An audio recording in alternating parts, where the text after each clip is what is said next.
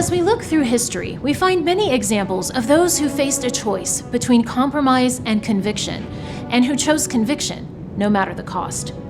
In 1938, in the small town of Radegund, Austria, one man voted against the Anschluss, the annexation of Austria into Nazi Germany.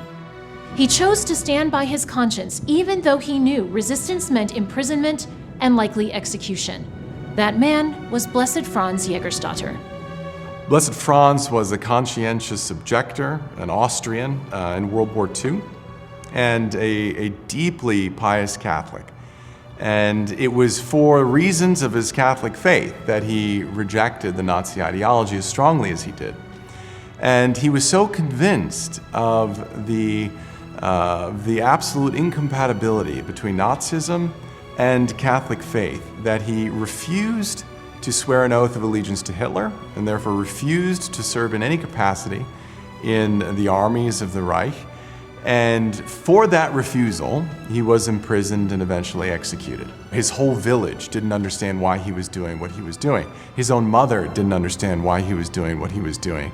They wanted him to accept military service because they were afraid that if he refused, he would die.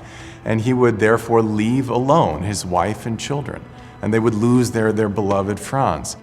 Even in prison, he would get advice. He would try to measure the different arguments. He would understand, I do have a duty to my wife, but then he would say, Christ says, unless you hate father and mother, and you're not worthy to be my disciple. We cannot prefer life on this earth, as beautiful it is, as good as it is, to Jesus Christ and his calls in the face of the truth. And a special gift to him was undoubtedly his wife, who initially didn't follow. She's not him. She's making her own journey. But when she saw that, oh, my husband has reached a conviction here, and it makes sense to me. You do what's right. You've got to do what's right. I believe in heaven. I believe in life ever after. And I prefer the knowledge that we'll be there together than having you come home to me. And so when everyone else was trying to argue Franz out of his position, his wife, Franziska, supported him. She didn't make the decision for him, but when she saw that his mind was made up, she supported him.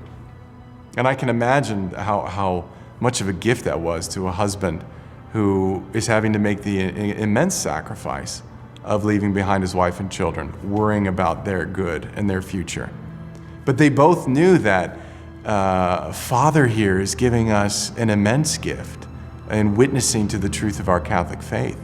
And in that act of sacrifice, he has done more for his children than he ever would by compromising himself and being there to tend the farm and feed their mouths.